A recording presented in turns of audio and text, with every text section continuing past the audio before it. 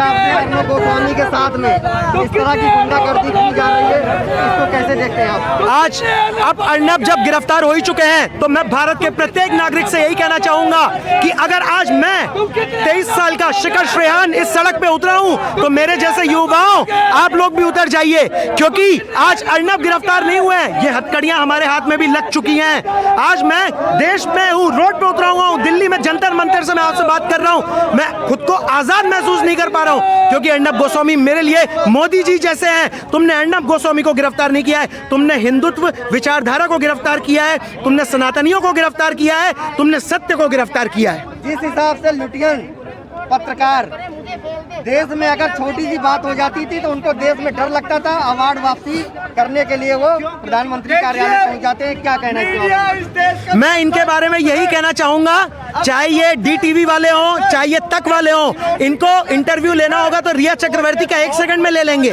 POK में जाके ये जो बागी नेता है उनके इंटरव्यू बड़ी स्पीड से लेंगे। लेकिन आज हम लोग जब ये केंद्र में खड़े हुए हैं, यहाँ पे इस जगह पे जंतर मंतर पे, तो कोई दूर दूर तक नजर नहीं आ रहा है। अरे हम यहाँ पे खड़े इसलिए हैं क्योंकि हमारी मांग तेज है, अर्नब जी को रिहा करिए, क्योंकि वो एक नहीं लाखों दिलों की धड़कन है। लेकिन इन पत्रकारों की मैं क्या बात करूं, they all are paid man, they ये सब बिके हुए पत्रकारिता के नाम पे ये लोग कलंक है। मैं ज्यादा क्या बोलूं इन लोगों के लिए, तक वालों के लिए, DTV वालों के लिए, क्या बोलूं मैं इन लोगों के लिए?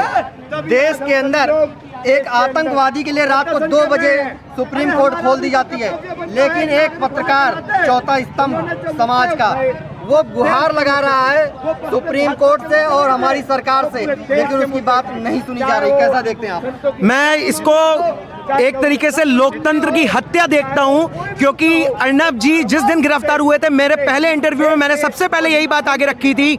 आप सभी मुझे जानते होंगे, शिखर श्रेहान, मैं भी पहले बॉलीवुड में था लेकिन मैंने बॉलीवुड को बॉयकॉट किया है।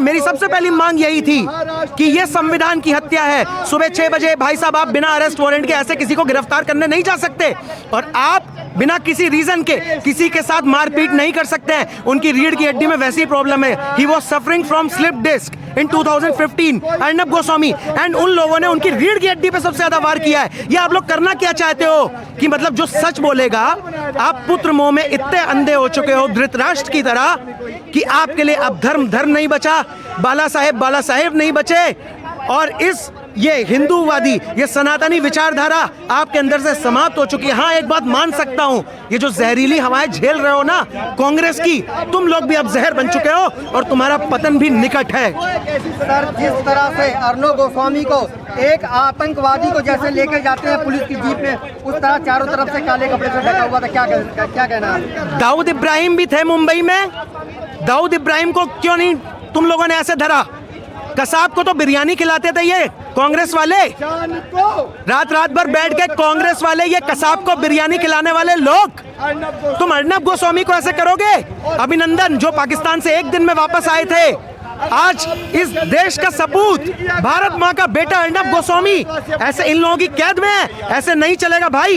ये देश ये संविधान के तौर पे चलता है। अंबेडकर जी ने संविधान जब लिखा था तो ऐसे ही फर्जी में हवा में नहीं लिख दिया था, एक व्यक्ति के बारे में सोचकर लिखा हुआ था। और आज अंबेडकर जी की भी अगर रूह ऊपर से देख रही होगी तो यही सोच रही होगी कि लानत है इन सोनिया सेना वालों पर, लानत है इस कांग्रेस पार्टी पर। आपको नहीं लगता कि महाराष्ट्र के अंदर अब आपातकाल जैसे लग चुका है, जैसे 75 में उन्होंने मैंने 1975 में इंदिरा जी की इमरजेंसी तो नहीं देखी थी, लेकिन आज 2020 में आकर मैं इमरजेंसी देख सकता हूँ। बस मैं खुशकिस्मती बनाता हूँ कि मैं मुंबई में नहीं रह रहा हूँ, वरना उन हालातों को, उन सिचुएशंस को, उस कल्चर को, उस गुंडागर्दी को, जैसे हम यूपी वालों को, बिहार, दिल्ली वालों को, हरियाणा वालों को दरकिनार किया जाता है, तो उन सब चीज़ों से मैं बचा हुआ हूँ। मैं खुशकिस्मत समझता हूँ खुद को।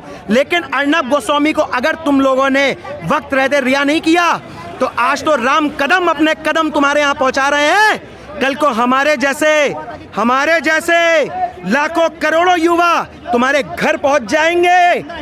उद्धव ठाकरे तुमसे सवाल करेंगे और तुम जवाब नहीं दे पाओगे, वो नौबत ना आने दो। सनातनी है, गीता सार पढ़े हुए हैं, रामायण पढ़ के बड़े हुए हैं, हमारे साथ इतना अत्याचार ना करो, क्योंकि जिस दिन हमारे दिमाग का पारा हाई हुआ तुम्हारा डाउन पड़ जाएगा। सर, जिस हिसाब से सेंट्रल गवर्नमेंट पूरी तरह इस मामले पे चुप्पी साधे हुए, क्या कहना है इस पे? ये मैं आपकी बात से सहमत नहीं हूँ। सेंट्रल गवर्नमेंट चुप्पी नहीं साधे है, क्योंकि सेंट्रल गवर्नमेंट ने अगर चुप्पी साधी होती तो अमित शाह जी का ट्वीट ना आता, कपिल शर्मा जी आज राजपथ जनपद पे ना जाते सत्याग्रह आंदोलन के लिए। तो केंद्र ने चुप्पी नहीं साधी है। ये मामला पे टिप्पणी सुप्रीम कोर्ट ने भी करी है, बॉम्बे हाई कोर्ट पर भी है ये मामला। निर्णय जल्द से जल्द आने वाला है। संविधान पर भरोसा रखिए। ये लोग गलत हैं, सोनिया सेना वाले, इसका मतलब ये नहीं है कि सब गलत हैं। संविधान पर भरोसा रखिए। मुझे अपने मोदी जी पर भरोसा है, मुझे अपने संविधान पर भरोसा है, और मैं खुशकिस्मत हूं कि इस देश का पीएम राहुल गांधी नहीं है, वरना मुझे सही में केंद्र पर भी भरोसा ना होता। लेकिन मोदी जी हैं तो मेरी उम्मीद है आज मैं सड़क पे हूं इसी उम्मीद के साथ कि अर्नब जी जल्द से जल्द रिहा हों और इन लोगों को, इन पापियों को इनकी सजा मिले। चलिए, बहुत बहुत शुक्रिया हमसे बात करने के लिए। जय श्री राम।